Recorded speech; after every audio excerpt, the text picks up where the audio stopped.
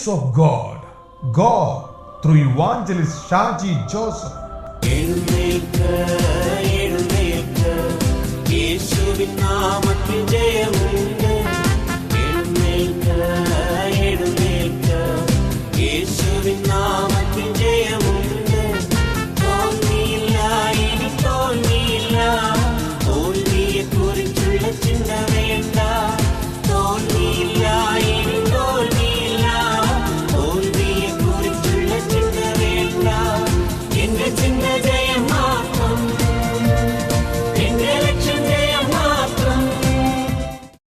Welcome to the teaching ministry of evangelist Shaji Joseph. ജീവിതത്തിൽ വലിയ മാറ്റങ്ങൾ വരുത്തുന്ന ഈ ദൈവജന സന്ദേശം കേൾക്കുവാനായി വിശുദ്ധ വേദപുസ്തകവും നോട്ട് ബുക്കും എടുത്തുകൊണ്ട് ഇപ്പോൾ വരിക.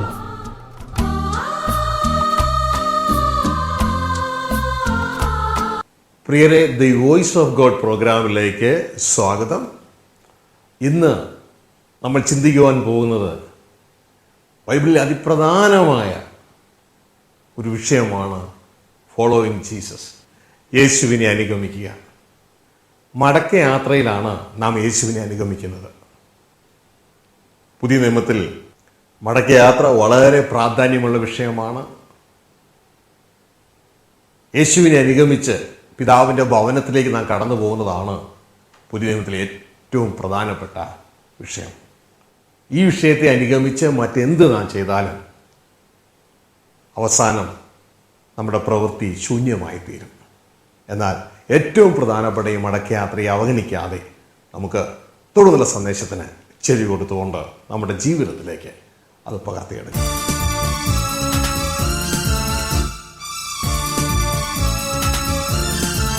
അപ്പോൾ ദൈവത്തിൻ്റെ കാഴ്ചപ്പാടിൽ ദൈവരാജ്യം അവകാശമാക്കാൻ പോണ ഒരു മെഗാ കൂട്ടമാണോ?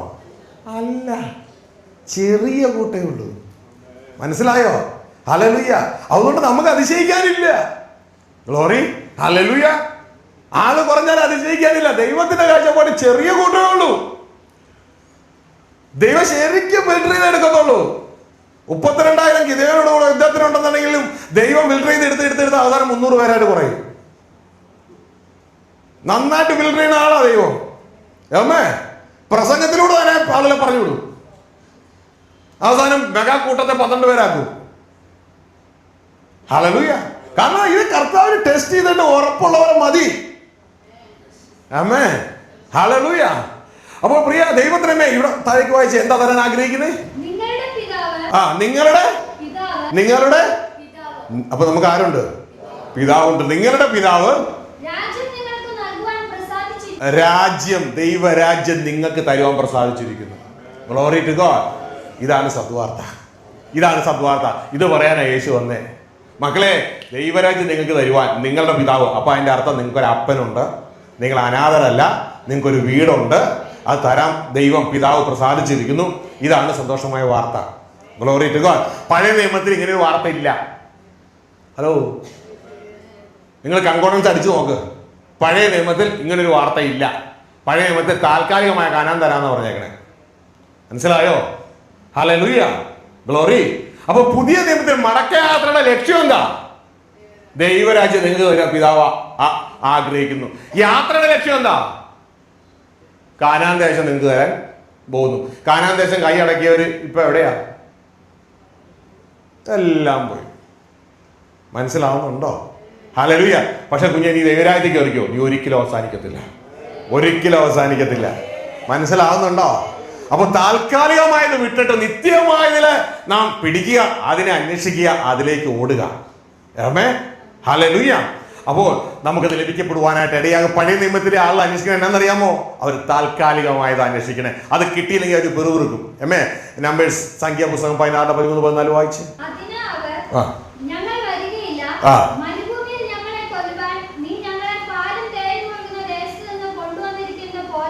ഇത് കോരഹും മോശയ്ക്ക് നേരെ അവര് പിറുപിറുക്കുന്ന ഒരു സംഘമാണ്. അത് അവരെ ഈജിപ്തിന്റെ അടിമത്തിലാണ് കൊണ്ടുവന്നേ. ഇപ്പൊ അവര് പറയാണ്, ഞങ്ങളെ എവിടെന്നാ കൊണ്ടുവന്നറിയാം? പാലും തേരും ഒഴുകുന്ന ഈജിപ്തിന്റെ അടിമത്തത്തിലാണ് ഞങ്ങളെ കൊണ്ടുവന്നേക്കണേ. മനസ്സിലായോ? പാലും തേരും ഒഴുകുന്ന ഈജിപ്തിന്റെ അടിമത്തത്തിൽ നിന്ന്. ലോകത്തിൽ നിന്ന് നമ്മൾ മടക്കയാത്രയിലേക്ക് കൊണ്ടുവരുമ്പോൾ നമ്മുടെ അകത്തുള്ളവർ പലരും പറഞ്ഞ കാര്യം എന്നാണെന്നറിയാമോ? ലോകത്തിലായിരുന്നപ്പോൾ എനിക്ക് ഒരു കുഴപ്പവും ഉണ്ടായിരുന്നില്ല, ഇവിടെ വന്നപ്പോൾ മൊത്തം പാസല്ലേ പറഞ്ഞതിനോട്. മനസ്സിലായോ? അല്ലല്ലോ, അതേ കേട്ടോ, അതിന്റെ നിഴലാ. പാലും തേരും ഒഴുകുന്ന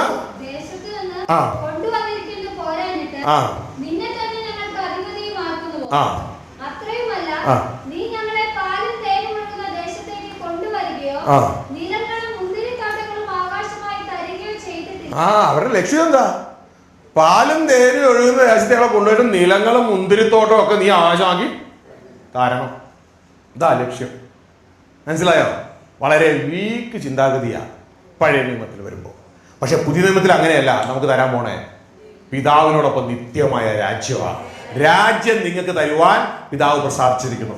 അപ്പോൾ യാത്രയിലൊക്കെ നമുക്ക് കിട്ടുന്നത് ശ്രദ്ധിക്കുക, ഇതൊക്കെ ഏത് വചനാന്നറിയാമോ? ലോക ജീവിതത്തിന്റെ വചനമാണ് ഈ കേട്ടത്. പക്ഷെ മടക്കയാത്ര കേൾക്കണ വചനം ഏതാണെന്നറിയാമോ? നിത്യജീവന്റെ മൊഴികളാണ്. ഇതാ പത്രോസ് പറഞ്ഞേ, ഞങ്ങൾക്ക് അതാ വേണ്ടത്, നിത്യജീവന്റെ മൊഴികളാണ് ഞങ്ങൾക്ക് വേണ്ടത്.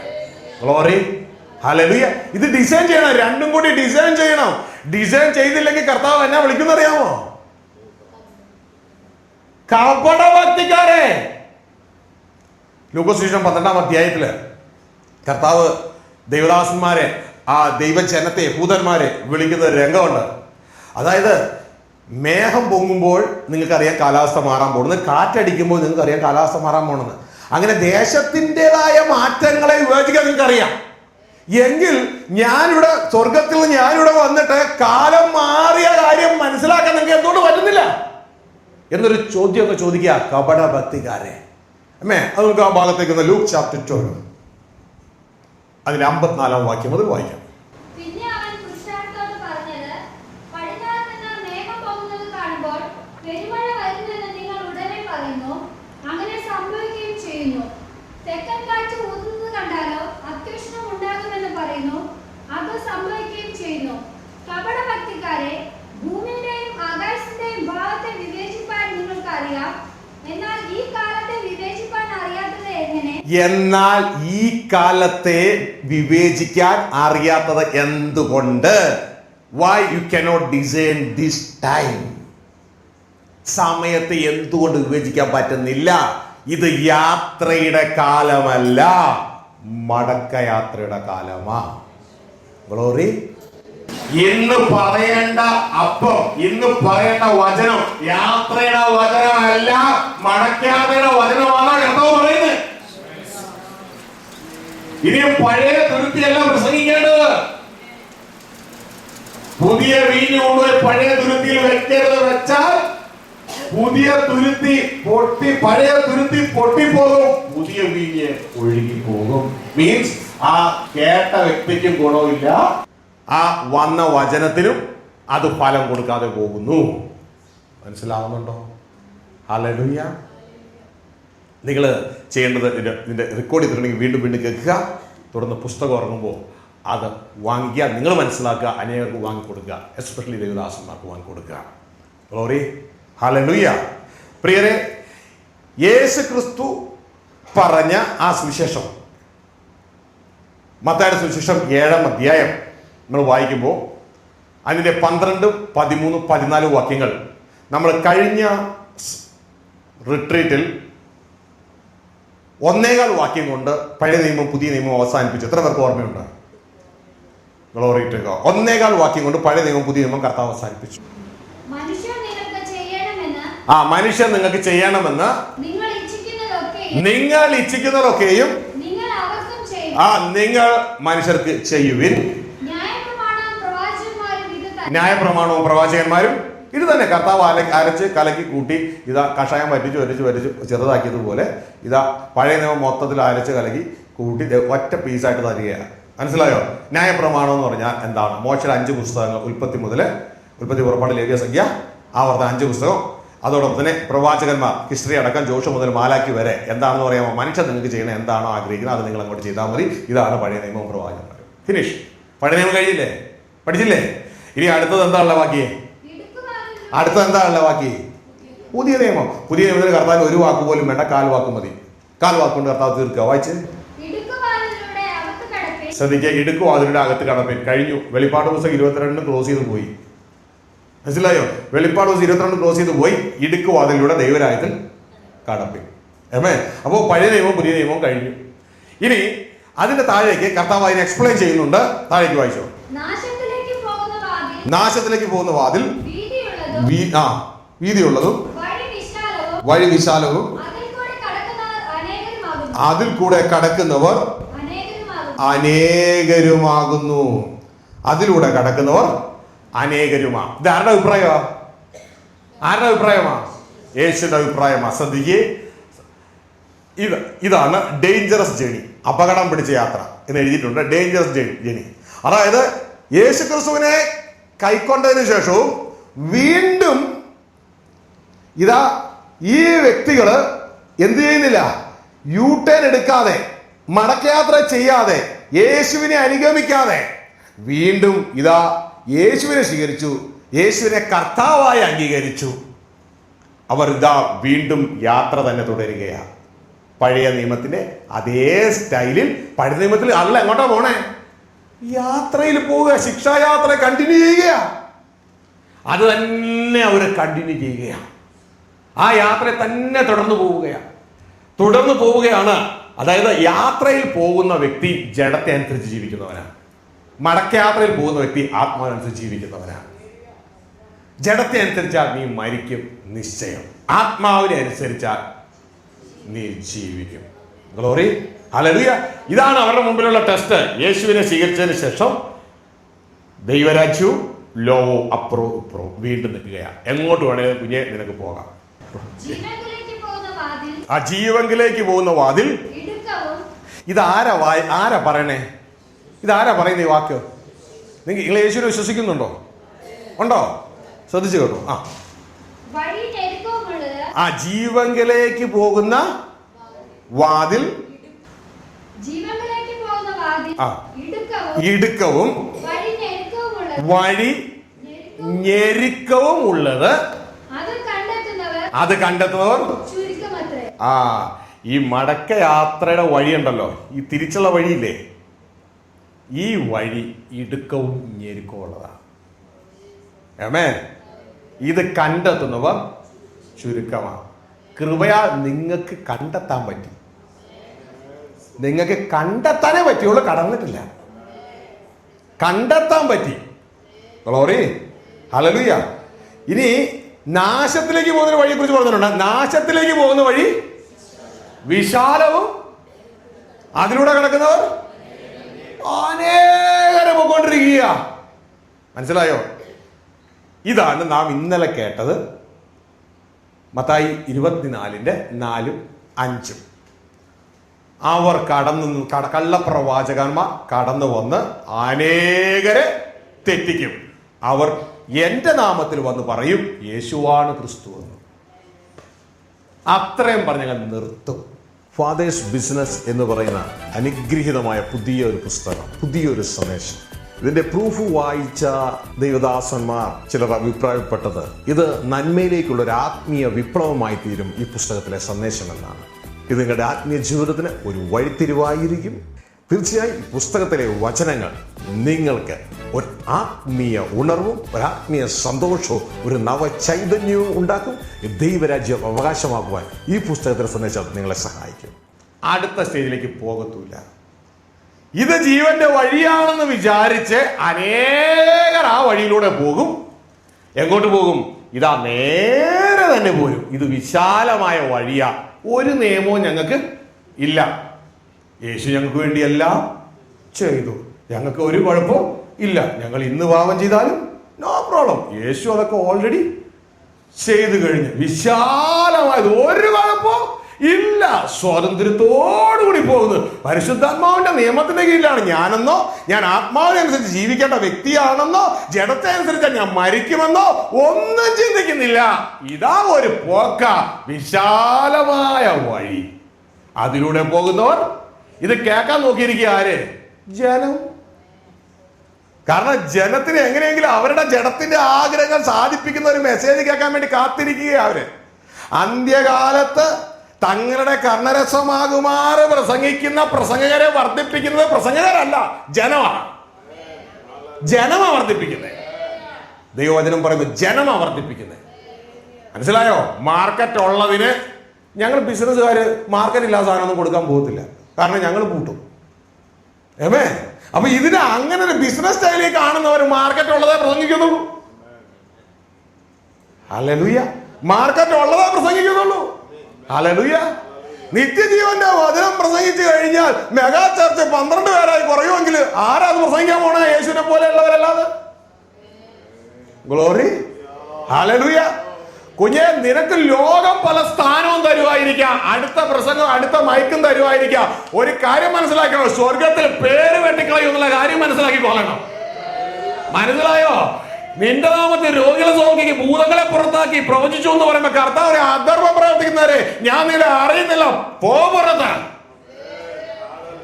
അമ്മേ, നമ്മളാൽ യേശുവിനെ കർത്താവായി സ്വീകരിച്ചവർ അവിടെ പോയിട്ട് പറയും, യേശുവേ നിന്നെയാണ് കർത്താവായി സ്വീകരിച്ചവരാ. യേശു പറയും, എന്നെ കർത്താവേ കർത്താവേ എന്ന് പറയും ദേവനുമല്ല, എന്നെ സ്വർഗസ്ഥനായ പിതാവിന് ഇഷ്ടം ചെയ്യുന്നവന്റെ അകത്ത് കയറുന്നത്, സ്വർഗരാജ്യത്തിൽ പ്രവേശിക്കുന്നത്. ഗ്ലോറി.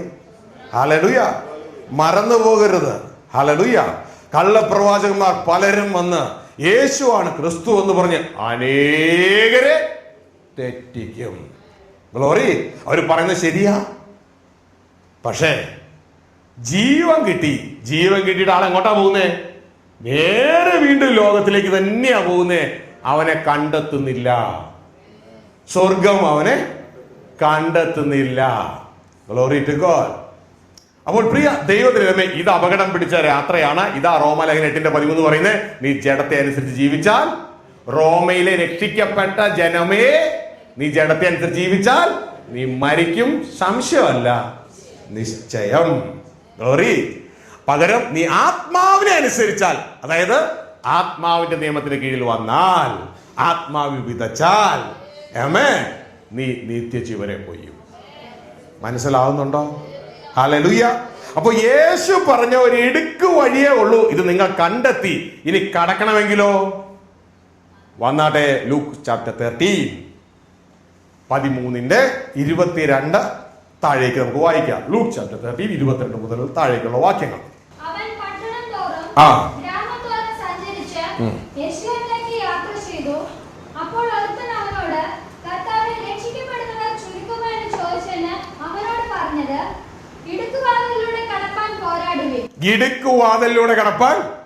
ഈ രക്ഷിക്കപ്പെടുക, ഒരു കാര്യം നിങ്ങൾ ബൈബിൾ നോക്കുമ്പോൾ ഈ രക്ഷിക്കപ്പെടുക എന്നുള്ള ഏത് പോയിന്റിനും രക്ഷിക്കപ്പെടുക എന്ന് പോരിട്ടേക്കണേ. ആമേൻ. ഇത് ദൈവസന്നിധി ഇരുന്ന് തന്നെ മനസ്സിലാവത്തുള്ളൂ. രക്ഷിക്കപ്പെടുക അതായത് യേശുവിനെ കർത്താവായിട്ട് സ്വീകരിക്കുമ്പോഴും അതിനെ രക്ഷിക്കപ്പെടുക എന്ന് തന്നെ പേരിട്ടേക്കണേ. ദൈവരാജ്യത്തിൽ കയറുന്നതിനും രക്ഷിക്കപ്പെടുന്നതിന്റെ പേരിട്ടേക്കണേ. മനസ്സിലാവുന്നുണ്ടോ? അപ്പോൾ ഇതിനെ നമ്മൾ വിവേചിച്ചെടുത്തോളണം. ദൈവസന്നിധി മുട്ടുമടക്കി വിവേചിച്ചെടുത്തോളണം. ഏതാണ് ആത്മാവെന്ന ആദ്യ ദാനം നമുക്ക് ലഭിച്ചിരിക്കുന്നു, അതിന്റെ പേരും രക്ഷിക്കപ്പെടുകയാണ്. ആമേ. ഹല്ലേലൂയ. തുടർന്ന് നാം മടക്കയാത്ര ചെയ്യുന്നു, രക്ഷിക്കപ്പെട്ടുകൊണ്ടേ ഇരിക്കുന്നു, ഇതിന്റെ പേരും രക്ഷിക്കപ്പെടുകയാണ്. ആമേ. പിന്നെ ശരീരം വീണ്ടെടുക്കുന്നു. ആമേ. ആത്മാവെന്ന ആദ്യ ദാനം ജീവിച്ചിരിക്കുന്ന നാം ശരീരത്തിന്റെ വീണ്ടെടുപ്പിനായി പുത്രത്തിനായി കാത്തുകൊണ്ട് ഉള്ളിൽ ഞരങ്ങുന്നു, ഇതിന്റെ പേരും ബൈബിൾ പറഞ്ഞ രക്ഷിക്കപ്പെടുക എന്നാണ്. ഹല്ലേലൂയ. നമ്മൾ വിവേചിച്ചെടുത്തോളം, മുട്ടുമടക്കി വിവേചിച്ചെടുത്തോളം കുറെ കാര്യങ്ങൾ ഇതേപോലെ കർത്താവ് കൊടുത്തിട്ടുണ്ട്. കാരണം നീ കുഞ്ഞെ, നീ ദൈവം എന്റെ ശരീരത്തിൽ മുട്ടുമടക്കാം, ഞാൻ പറഞ്ഞുതരാം. ഗ്ലോറി. ഹല്ലേലൂയ. അപ്പോൾ പ്രിയ ദൈവത്തിന്റെ ജനമേ, നാം ഇവിടെ മനസ്സിലാക്കേണ്ട കാര്യം എന്ന് പറയുന്നത്, ഇടുക്കുവാതിലൂടെ കടപ്പാൻ പോരാടുവിൻ. ഇത് ആർക്കേ പറ്റത്തുള്ളൂ? കണ്ടെത്തിയവരാണ് ഇത് ചെയ്യേണ്ടത്. കണ്ടെത്താതെ എവിടെയിട്ട് പോരാടാനാണ്? അവര് പോരാട്ടമൊന്നും ഇല്ല. ഇടുക്കുവാതിലൂടെ കർത്താവിനോടാ ചോദ്യം ചോദിക്കണേ. കർത്താവിന് ചോദിക്കുക, അതായത് രക്ഷിക്കപ്പെടുന്നവർ ചുരുക്കമോ എന്ന് ചോദിക്കണേ. ഈ ചോദ്യം എന്ന് പറയുന്നത് ദൈവരാജ്യം അവകാശമാക്കുന്നവർ, നിത്യജീവനിൽ കിടക്കുന്നവർ ചുരുക്കമോ ഇല്ലേ എന്നുള്ള ചോദ്യമാണ് ചോദിക്കണേ. ഇവിടെ കർത്താവ് പറയുന്നത് ഇടുക്കുവാതിലൂടെ കടപ്പാൻ പോരാടുവിൻ. ആരുടെയെങ്കിലും പോരാടാറുണ്ടോ? ഞങ്ങൾക്ക് അറിഞ്ഞുകൂടാ ബ്രദറെ പോരാട്ടം എന്താണെന്നുള്ളത്. ഞങ്ങൾക്ക് ആകപ്പാടുള്ള പോരാട്ടം ഞങ്ങളുടെ പാസ്റ്ററോട് പറയുന്ന ഒരു പോരാട്ടമാണ്. എനിക്ക് വലിയ പോരാട്ടമാണ്. ഞാൻ പോരാടുകയല്ല, എനിക്ക് വലിയ പോരാട്ടമാണ്. ഗ്ലോറി. ഇതങ്ങനെയല്ല നമ്മൾ പോരാടാനാ പറയണേ. നമ്മൾ പോരാടുക. അമ്മേ. ഇടുക്കുവാതിലൂടെ കിടക്കാൻ പോരാടുവിൻ. പലപ്പോഴും നമുക്ക് ഈ പോരാട്ടം എന്താണെന്ന് അറിഞ്ഞുകൂടാ. ഗ്ലോറി. മടക്കയാത്ര തന്നെ ഈ പോരാട്ടം. മടക്ക യാത്രയിൽ ഓരോ സ്റ്റെപ്പും കുഞ്ഞെ മുന്നോട്ടേക്ക് വെക്കണമെങ്കിൽ ആദ്യം നമ്മളെ തോൽപ്പിക്കണം. പോരാടി നമ്മളെ തോൽപ്പിച്ചെങ്കിൽ മാത്രമേ മടക്ക യാത്രയിൽ ഒരു സ്റ്റെപ്പ് വെക്കാൻ പറ്റത്തുള്ളൂ. അല്ലെങ്കിൽ പറ്റത്തില്ല. നമ്മുടെ സ്വയത്തെ ത്യജിക്കുക എന്ന് പറഞ്ഞാൽ അതിനേക്കാൾ പ്രയാസകരമായ മറ്റൊരു കാര്യം നമുക്കില്ല. നമ്മുടെ സ്വയത്തെ ത്യജിക്കുക എന്ന് പറഞ്ഞാൽ നമ്മുടെ ഇഷ്ടത്തെ ത്യജിക്കുക. ഒരുവന്റെ ഇഷ്ടമാണ് അവൻ. അതായത് അവനെ ത്യജിക്കുക എന്ന് പറഞ്ഞാൽ അവനെ കൊല്ലുക. നമ്മളെ കൊല്ലണം എങ്കിലും ഒരു സ്റ്റെപ്പ് വയ്ക്കാൻ പറ്റും. അപ്പൊ തടസ്സം ആരാ? നമ്മൾ തന്നെ തടസ്സം. ഒരു സ്റ്റെപ്പ് വയ്ക്കാൻ തടസ്സം നമ്മളാ. നമ്മുടെ ഇഷ്ടമാണ് നമ്മുടെ രാജ്യം. നമ്മുടെ രാജ്യത്തെ ത്യജിക്കുക. ഇതാ കർത്താവ് പറയുന്നത്. നീ എന്നെ അനുഗമിക്കാതിരിച്ചാൽ നിന്റെ സ്വയത്തെ ത്യജിക്കണം. മീൻസ് നീ നിന്നോട് തന്നെ പോരാടിയാൽ അത് സംഭവിക്കത്തുള്ളൂ, അല്ലെങ്കിൽ സംഭവിക്കത്തില്ല. ഇതാണ് കർത്താവ് യേശു ക്രിസ്തു ഗെത്സമന തോട്ടത്തില് ഒരു പോരാട്ടം നടന്നുകൊണ്ടോ, പിതാവെ കഴിയുമെങ്കിൽ ഈ പാനപാത്രം എന്നിൽ നിന്ന് എടുത്തു മാറ്റണമേ. അപ്പൊ കർത്താവിന്റെ ഇഷ്ടമാണ് ആ കാണുന്നത്. ഈ കർത്താവിന്റെ ഇഷ്ടം അവിടെ കിടക്കുക. ഈ കർത്താവിന്റെ ഇഷ്ടം അവിടെ ആയിരിക്കുന്ന ഇതൊരു ക്രോസാണ്. അതായത് കർത്താവിന്റെ ഇഷ്ടം എന്ന് പറയുന്നത് ഒരു പാരലായിട്ടുള്ളൊരു തടിയാ. എന്നാൽ ദൈവത്തിന്റെ ഇഷ്ടം എന്ന് പറയുന്നത് ഉയരത്തിൽ നിന്ന് വരുന്ന തടിയാ അടുത്തത്. ഈ രണ്ടും കൂടി ചേരുമ്പോ ക്രോസ് ആകും. ക്രോസ് വരുന്നത് പുറത്തല്ല, ആദ്യം അകത്താ. അകത്ത് ക്രോസ് വരുമ്പോ നമ്മൾ എന്ത് ചെയ്യണമെന്ന് അറിയാമോ? ആ ക്രോസിൽ മരിക്കാൻ തയ്യാറാകണം. നമ്മുടെ സ്വയത്തിൽ മരിക്കാൻ തയ്യാറാകണം. അപ്പോഴാണ് ഒരു സ്റ്റെപ്പ് വയ്ക്കാൻ പറ്റുക. ആ ഒരു സ്റ്റെപ്പ് വയ്ക്കുമ്പോഴാണ് കർത്താവ് പറഞ്ഞതുപോലെ നീ എന്റെ രാജ്യവും നീതി അന്വേഷിക്കുമ്പോൾ ഇതിനൊക്കെയുള്ളത് റിലീസ് ചെയ്യും. അത് സ്വിച്ചാ. ഒരു സ്റ്റെപ്പ് വയ്ക്കണം. ഹല്ലേലൂയ. അപ്പൊ പ്രിയ ദൈവത്തിന്റെ ജനമേ, അതുകൊണ്ട് ഇത് ഇടുക്ക് വഴിയാ, ഇടുക്ക് വാതിലാ. കാരണം ഇതിലൂടെ കടക്കണമെങ്കിൽ എന്ത് ചെയ്യണം? പോരാടണം. പിന്നെ പലരും എന്ത് ചെയ്യും? പലരും കടപ്പാൻ നോക്കും. നമ്മളെപ്പോഴും നമ്മൾ പലരും ഇപ്പൊ എന്ത് ചെയ്തോണ്ടിരിക്കുക? കടക്കാൻ നോക്കുന്ന ആളുകളാ, അല്ലേ? ദൈവത്തിന്റെ വചനം പറയുന്നു, മക്കളെ, ആ അധ്വാനം വെറുതെയാ. കടക്കാൻ നോക്കുന്നവരുടെ റിസൾട്ട് കർത്താവ് നേരത്തെ പബ്ലിഷ് ചെയ്തു. എന്താ പബ്ലിഷ് ചെയ്യുന്നത് അറിയാമോ? വായിച്ച്. കഴിയുകയില്ലതാനും എന്ന് എക്സാമിനർ പറഞ്ഞു കഴിഞ്ഞു. കടക്കാൻ നോക്കുന്നവർക്ക് കഴിയത്തില്ലെന്ന് എക്സാമിനർ പറഞ്ഞു കഴിഞ്ഞു. ഹല്ലേലൂയ. സങ്കടമായോ? പിന്നെ എന്നാ വേണം? കടക്കാൻ മാർഗം കൂടി പറഞ്ഞു തന്നില്ലേ? എന്ത് ചെയ്യണം? കടക്കണമെങ്കിൽ പോരാടണം. ഹല്ലേലൂയ.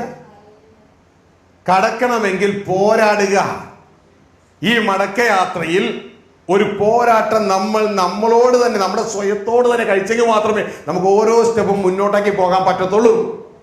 അപ്പോ ഈ വഴി കണ്ടെത്തുന്നവർ ചുരുക്കം, കണ്ടെത്തിയാൽ അടുത്ത സ്റ്റെപ്പ് ഒന്ന് ട്രൈ ചെയ്യുന്നവരും ഉണ്ട്, പോരാടുന്ന കുറച്ചു പേരും ഉണ്ട്. അപ്പോ വിളിക്കപ്പെട്ടവർ അനേകർ, തെരഞ്ഞെടുക്കപ്പെട്ടവർ വളരെ ചുരുക്കം.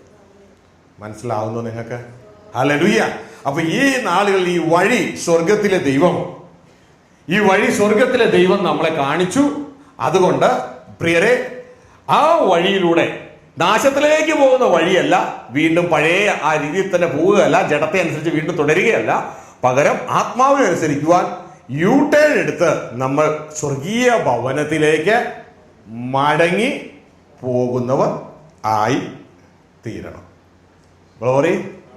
ഹല്ലേലൂയ.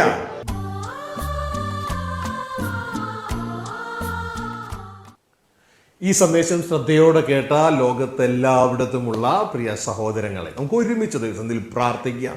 നമ്മുടെ ദൈവം ജീവനുള്ള ദൈവമാണ്. നിങ്ങളുടെ ആവശ്യങ്ങൾ, നിങ്ങളുടേതായ ഹൃദയത്തിലെ ചിന്തകൾ നിങ്ങളെക്കാൾ നന്നായി അറിയുന്ന ദൈവം. ആ ദൈവത്തിൻ്റെ അടുക്കിലേക്ക് നമ്മുടെ ഹൃദയങ്ങളെ, നമ്മളുടെ വിശ്വാസ കണ്ണുകളിലൂടെ ആ ദൈവത്തെ കണ്ട് നമുക്ക് ആ ദൈവത്തിൽ പ്രാർത്ഥിക്കാം. ഞങ്ങളുടെ സ്വകീയ പിതാവേ, ഈ ജനങ്ങളുമായി ഞങ്ങളുടെ സന്ധിയിലേക്ക് കടന്നു വരികയാണ്. പ്രിയ നല്ല നാഥ കർത്താവേ, ദുഷ്ടൻ ഭരിക്കുന്ന ഈ ലോകത്ത് ജീവിക്കുമ്പോൾ പല ദുരിതങ്ങളാലും പ്രയാസങ്ങളാലും കർത്താവേ ഞങ്ങളുടെ മക്കൾ ഭാരപ്പെടുന്നു. എന്നാൽ അങ്ങയുടെ ആശ്വസിപ്പിക്കുന്ന കരം, വിടുവിക്കുന്ന കരം ഈ മക്കളോട് കൂടെ ഇരിക്കുകയും അവരെ പൂർണ്ണമായി വിടുവിക്കുകയും ചെയ്യണമെന്ന് പ്രാർത്ഥിക്കുന്നു. അങ്ങയുടെ സമാധാനം അങ്ങയുടെ കുഞ്ഞുങ്ങൾക്ക് കൊടുത്താട്ടെ കർത്താവേ. അങ്ങയുടെ സൗഖ്യം അങ്ങയുടെ കുഞ്ഞുങ്ങൾക്ക് കൊടുത്താട്ടെ കർത്താവേ. ഇവരുടെ തലമുറകൾ അനുഗ്രഹിക്കപ്പെടട്ടെ. അങ്ങയുടെ സാന്നിധ്യം കൂടിയിരിക്കാൻ സ്തോത്രം. ഈ ജനത്തെ കർത്താവ് ഞാൻ അനുഗ്രഹിക്കുന്നു. ഇവരൊരു അനുഗ്രഹമായിരിക്കട്ടെ യേശുവിൻ നാമത്തിൽ പിതാവേ. പ്രിയരെ, ദൈവം നമുക്കുണ്ട്, നമുക്കൊരു പിതാവുണ്ട്, കർത്താവ് യേശു നമുക്കുണ്ട്. ഒന്നുകൊണ്ട് ഭാരപ്പെടേണ്ട, കർത്താവിനോട് കൂടി ഇരിക്കട്ടെ. ദൈവം അനുവദിക്കുന്നില്ല, അടുത്ത ആഴ്ച ഇതേ സമയം ഇതേ ചാനൽ നമുക്ക് വീണ്ടും കാണാം. Good bye, praise God. Fathers business എന്ന് പറയുന്ന അനുഗ്രഹീതമായ പുതിയൊരു പുസ്തകം, പുതിയൊരു സന്ദേശം. ഇതിന്റെ പ്രൂഫ് വായിച്ച ദൈവദാസന്മാർ ചിലർ അഭിപ്രായപ്പെട്ടത് ഇത് നന്മയിലേക്കുള്ള ഒരു ആത്മീയ വിപ്ലവമായി തീരും ഈ പുസ്തകത്തിലെ സന്ദേശം എന്നാണ്. ഇത് നിങ്ങളുടെ ആത്മീയ ജീവിതത്തിന് ഒരു വഴിത്തിരിവായിരിക്കും. തീർച്ചയായും ഈ പുസ്തകത്തിലെ വചനങ്ങൾ നിങ്ങൾക്ക് ഒരു ആത്മീയ ഉണർവും ഒരു ആത്മീയ സന്തോഷവും ഒരു നവചൈതന്യവും ഉണ്ടാക്കും. ദൈവരാജ്യം അവകാശമാക്കുവാൻ ഈ പുസ്തകത്തിലെ സന്ദേശം നിങ്ങളെ സഹായിക്കും. ഒരു മനുഷ്യ ആയുസ്സിൽ ഒരു വ്യക്തിക്ക് സമ്പാദിക്കാൻ കഴിയാവുന്ന ഏറ്റവും വലിയ കാര്യം ഭവനമല്ല, കാറല്ല, പണമല്ല, ദൈവരാജ്യം അവകാശമാക്കുക എന്നുള്ളതാണ്. ഷാജി ജോസഫ് എന്ന ദൈവദാസൻ എഴുതിയിരിക്കുന്ന ജയിക്കാനായി വീണ്ടും ജനിച്ചവർ ഈ പുസ്തകം ദൈവനാമത്തിന് വേണ്ടി റിലീസ് ചെയ്യുന്നു. വളരെ അനുഗ്രഹിക്കപ്പെട്ട ഒരു പുസ്തകം, ഒരു നല്ല ചിന്തകൻ, നല്ല എഴുത്തുകാരൻ. ഈ പുസ്തകത്തിലെ സന്ദേശം നിങ്ങളെ ദൈവരാജ്യം അവകാശമാക്കുവാൻ സഹായിക്കും. ഈ പുസ്തകം പ്രാർത്ഥനാലയത്തിന്റെ വെബ്സൈറ്റിലും പ്രധാന ബുക്ക് ഷോപ്പിലും ലഭ്യമാണ്.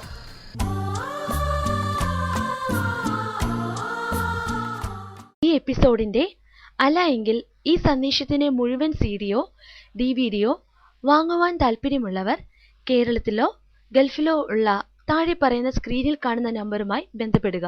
ദുഃഖിതരെ ആശ്വസിപ്പിക്കുന്ന ദൈവവചന ശുശ്രൂഷ പ്രാർത്ഥനാലയം ഗോസ്ബൽ സെന്റർ എല്ലാ മാസവും ആദ്യ തിങ്കളാഴ്ച മുതൽ ശനിയാഴ്ച വരെ.